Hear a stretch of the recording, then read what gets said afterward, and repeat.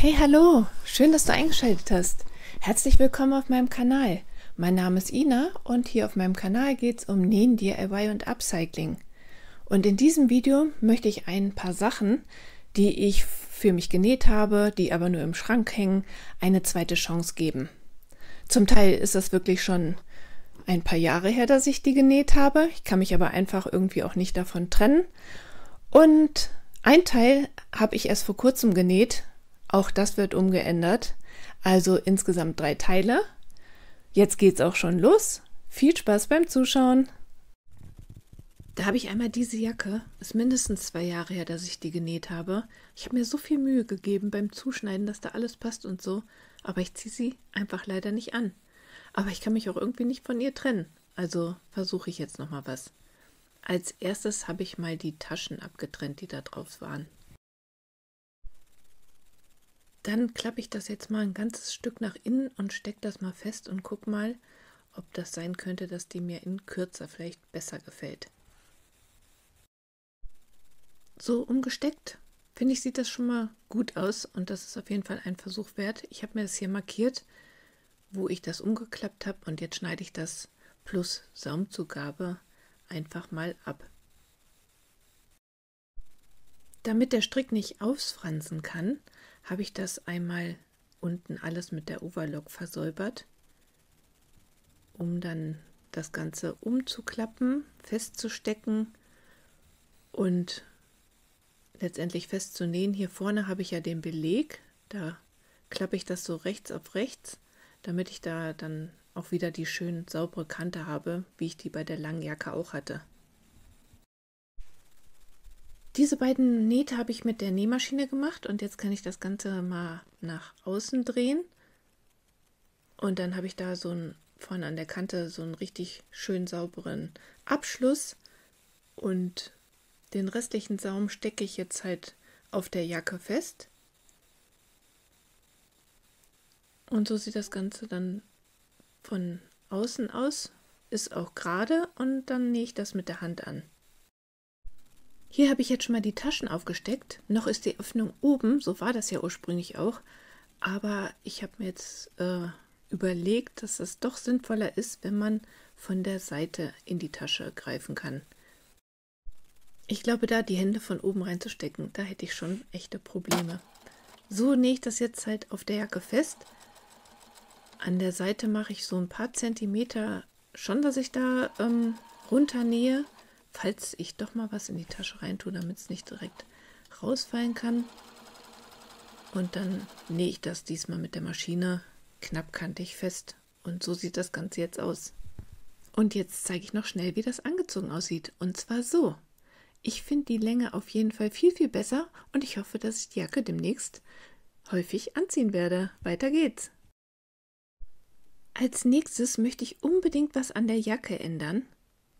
Also ich mag die echt total gerne. Die habe ich auch schon super lang. Ich ziehe sie nur wenig an, weil die Ärmel so eng sind und ich kann einfach kein Pullover darunter anziehen. Gerade mal ein langärmeliges T-Shirt und das passt halt einfach super selten. Und da ich ja letztens das so gut gemanagt habe mit dem Ärmel weitermachen bei der Steppjacke, habe ich mir gedacht, das mache ich jetzt einfach auch bei dieser Jacke.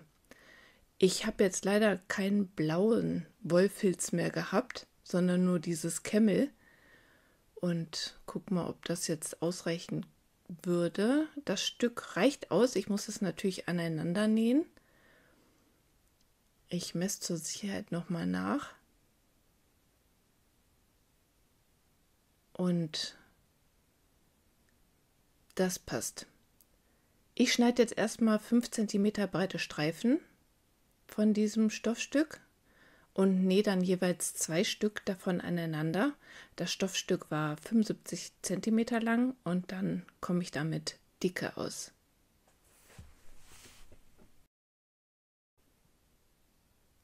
Jeweils 2 davon rechts auf rechts aneinander, dann habe ich 1,50 Meter und die ganze Unterarmnaht bis zum Saum, das war ja etwas über 1,20.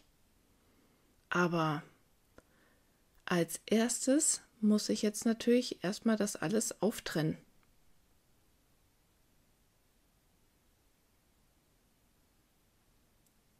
Da suche ich mir einfach irgendeine Stelle aus und dann versuche ich möglichst viel lange Strecken aufzutrennen, indem ich hier den Nahttrenner mit der Kugel nach unten so durch die ganzen Nähte schiebe. Und das ging dann eigentlich auch recht gut. Und ich habe erstmal nur eine Seite aufgetrennt. Und jetzt kommt der Streifen dazwischen. Das Zusammengenähte mache ich einfach unten wo die beiden Nähte aufeinandertreffen, also Seitenteil und Ärmel. Und dann verteile ich den Rest einfach an der Kante. Und dann nähe ich das rechts auf rechts aufeinander.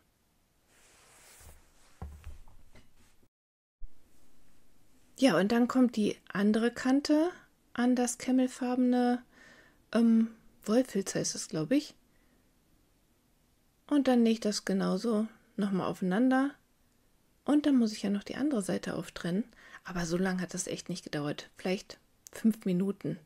Und wenn ich dafür die Jacke wieder mehr anziehen kann oder noch mehr anziehen kann, dann würde mich das schon echt freuen. Hier habe ich die Nahtzugaben mal ein bisschen auseinander gebügelt. Jetzt mache ich das gleiche auf der anderen Seite, wie ich vorhin schon gesagt habe. Und dann gucke ich mal, wie das aussieht. Ich drehe es jetzt zum ersten Mal um. Ich habe es mir noch nicht angeguckt. Ich bin echt gespannt. Und den Streifen, doch, das finde ich eigentlich schon ganz gut. Ich werde mir nur vielleicht überlegen, dann jetzt doch den Saum und den Ärmelsaum umzunähen. Das hatte ich ja zu Anfang nicht gemacht. Da habe ich das einfach nur abgeschnitten, weil das auch nicht ausfranst. 3 cm mehr, das macht schon einiges aus. Und jetzt kann ich auch endlich ein Pullover drunter anziehen. Weiter geht's. Ja, jetzt habe ich hier noch eine Sache liegen. Die habe ich vor noch gar nicht so langer Zeit genäht. Habe ich auch ein Video von gemacht. Vielleicht hast du es ja auch gesehen. Ansonsten verlinke ich es mal oben. Und zwar hatte ich da aus einer Patchwork-Decke eine Jacke genäht. Das sind die Reste von der Decke. Und hier ist die Jacke. Die Jacke gefällt mir auch so ziemlich gut. Ich habe sie nur in einer Länge genäht, die ich aktuell irgendwie nicht so gerne trage. Ich habe damals die Länge ausgewählt, weil ich irgendwie auch besonders viel Stoff, glaube ich, von der Decke benutzen wollte. Und das auch mit diesen Quadraten dann besser hinkam. Aber immer wenn ich sie anhabe, fühle ich mich nicht so richtig wohl. Und deshalb habe ich überlegt, dass ich die Jacke jetzt nochmal ändere. Ich habe sie schon ein bisschen abgesteckt. Und zwar so, dass sie halt etwas kürzer ist. Und das Ganze ziehe ich jetzt mal eben an.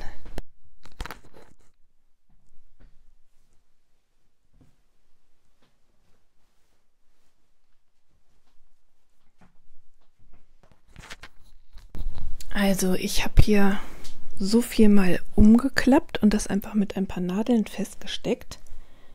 Und also so, ja, also mir gefällt es auf jeden Fall besser. Und da werde ich mir jetzt nochmal die Arbeit machen und hier unten das Schrägband abtrennen bis zu einer bestimmten Stelle, das Ganze abschneiden und dann nochmal neu das Schrägband aufnähen. Ich glaube, damit bin ich ja, glücklicher und dann werde ich die Jacke auch einfach mehr anziehen wollen. Los geht's! 10 cm hatte ich hier umgeklappt und festgesteckt und etwas darüber werde ich jetzt anfangen, das Schrägband abzutrennen. Und ich sollte mir vielleicht einfach merken, dass ich keine Jacken mehr in dieser Länge nähe, so Mittelding, also entweder lang oder kurz, aber am besten nichts mehr dazwischen, damit ich nicht nachher wieder so viel Arbeit habe. Obwohl so viel Arbeit war es eigentlich gar nicht. Hier beim Schrägband hatte ich am Anfang ein paar Probleme. Irgendwie mal so, dass es etwas zügiger geht. Aber als ich dann auf der Geraden war, unten, da konnte ich den Nahttrenner einfach mit der Kugel nach unten zwischen die Lagen schieben und dann so da entlang fahren. Und dann ging das eigentlich ziemlich schnell. Und jetzt habe ich das Schrägband schon nach oben geklappt und schneide jetzt einfach unten 10 cm von dem Stoff weg. So wie die Jacke jetzt hier liegt, könnt ihr noch gut sehen, wie ich das meinte mit den Quadraten am Saum, dass ich danach halt die Länge bestimmt habe. Ich wollte die Quadrate halt irgendwie nicht zerschneiden, aber jetzt habe ich damit kein Problem, weil es gefällt mir einfach anders nicht. Und kürzer gefällt es mir auf jeden Fall besser, das kann ich schon mal sagen, weil ich hatte die Jacke ja schon an. Jetzt schaue ich mir noch schnell die Seitennähte an, weil ich schon das Gefühl habe, dass sie so leicht nach unten A-förmig geschnitten ist, was beim kurzen Teil auch noch ein bisschen vorhanden ist, und das will ich auf jeden Fall gerade machen, und deshalb stecke ich das jetzt hier mal so ab und dann werde ich da nochmal eine neue Seitennaht machen. Ich nähe die beiden Seiten dann also gerade runter, und das, was dann an Nahtzugabe noch zu viel ist, das schneide ich ein bisschen zurück und versäubere das. Und dann habe ich auch noch den ganzen Saum versäubert mit der Overlock mal eben. Und jetzt nähe ich das Schrägband wieder an. Das Schrägband, was jetzt zu viel war, habe ich auf der Rückseite einfach abgeschnitten und das Schrägband dann wieder zusammengenäht und das Ganze aufgenäht. Und ich muss sagen, ich war weniger als eine Stunde damit beschäftigt. Und ich habe ja auch noch das Video gedreht. Und ich finde, es hat sich auf jeden Fall gelohnt. So sieht das Ganze jetzt aus. Und ich mag es auf jeden Fall viel, viel lieber. Ich kann gar nicht sagen, woran es liegt, aber die kurze gefällt mir einfach viel besser. Und ja, als Zweckwaffe dazu ist natürlich immer eine Suki Bag. In diesem Fall ist es die Little Suki Bag. Das Schnittmuster biete ich bei mir im Shop an. Und auch noch einige Freebooks und viele andere Schnittmuster. Schau doch gerne mal vorbei, darüber freue ich mich sehr. Ich hoffe, mein Video hat dir gefallen und würde mich freuen, wenn du mir einen Daumen hoch da lässt. Vielen Dank fürs Zuschauen und bis dann!